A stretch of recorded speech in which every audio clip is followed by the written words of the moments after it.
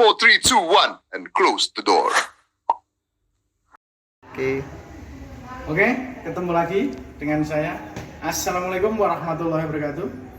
Saya Hegin Danantio dari SMP IT Ihtiyatul Muwahhidin Margorejo. Oke, nanti kita belajar bareng. Salam kenal. Dan saya Bu Rahma dari SMP Negeri 1 dari Jaksa. Kemarin anak-anak sudah membuat karya ilmiah tentang penggundulan Gunung Pati Ayam. Gunung Pati Ayam itu sendiri terdapat di Desa Terban, Kecamatan Jekulo, Kabupaten Kudus, Jawa Tengah. Bisa kita lihat kondisi tahun 2008. Hutan di Gunung Pati Ayam itu masih hijau, masih rimbun, banyak sekali pepohonan. Kita bandingkan dengan tahun 2021. Sumber dari detik.com pada tanggal 28 Oktober 2021 bisa kita lihat sendiri. Kondisi Gunung Pati Ayam yang semula hijau rimbun sekarang penggundulan di mana-mana.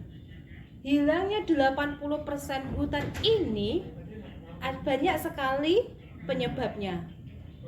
Adakah hubungan antara akibat dari penggundulan hutan dengan global warming? Oke, Bapak lanjutkan tadi mengenai greenhouse effect ya. Biar lebih mudah kita lihat ini ada gelas. Ada gelas dan tutup. Misalnya tutupnya ini adalah lapisan CO2 tadi yang membentuk di atmosfer karena jumlahnya terlalu banyak. Terus ada ultraviolet masuk. Ultraviolet itu secara alami harusnya nembus, terus nanti dipantulkan keluar lagi jika tidak ada lapisan CO2 ya, masuk terus keluar lagi. Tapi karena ada lapisan CO2, dia masuk, nembus, keluarnya tidak bisa lagi. Jadi dia akan terperangkap di sini. Nah, maka yang terjadi adalah di dalam bumi, di permukaan bumi akan meningkat suhunya. Oke, itu mengenai greenhouse effect ya, agar lebih mudah. Nah, terus bagaimana peran tumbuhan? Tumbuhan itu adalah organisme fotosintetik, ya. Organisme fotosintetik, mereka memiliki stomata, ya, organ yang bagian yang ada di organ daun. Dia adalah fungsinya nanti memasukkan gas, ya. Selain O2, ya, tumbuhan mengkonsumsi CO2. Ingat, ya, CO2 di tumbuhan untuk bahan fotosintesis. Nah, karena tadi banyak berkurang tumbuhan di bumi, maka laju fotosintesis akan rendah.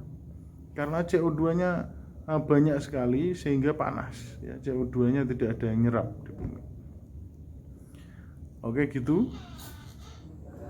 Oke, siap. Di bagian kedua akan Bapak jelaskan mengenai bagaimana hubungannya jika ada misalnya di bumi ini akan berkurang vegetasinya atau kita sebut dengan deforestasi kalau di hutan, ya.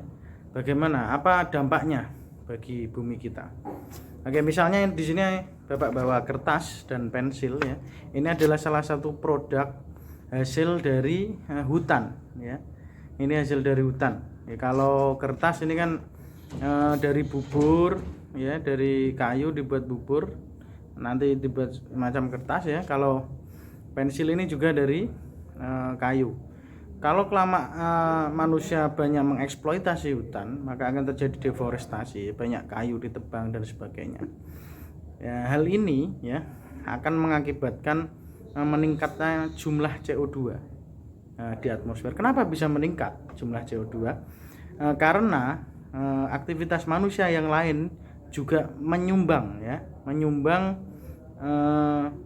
CO2 yang ada di atmosfer, ya, seperti kendaraan bermotor, asap pabrik, ya, pembakaran yang lain itu akan menyumbang CO2 yang sangat banyak. Nah, karena CO2 yang di atmosfer banyak, hutannya gundul, ya, terdeforestasi tadi karena kegiatan manusia juga, maka tumbuhan yang menyerap CO2 akan berkurang jumlahnya, ya, sehingga CO2 semakin tinggi.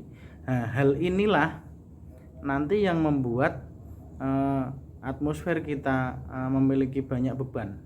Salah satunya adalah nanti bisa terjadi greenhouse effect, ya. Greenhouse effect ini dimana nanti peristiwa memantulnya kembali ultraviolet yang harusnya tembus lagi keluar atmosfer, itu akan kembali lagi ke permukaan bumi sehingga meningkatkan suhu yang ada di bumi, ya, karena tadi CO2 membentuk lapisan di bawah atmosfer lagi sehingga ada efek baliknya. Oke, kita sampai pada kesimpulan, ya.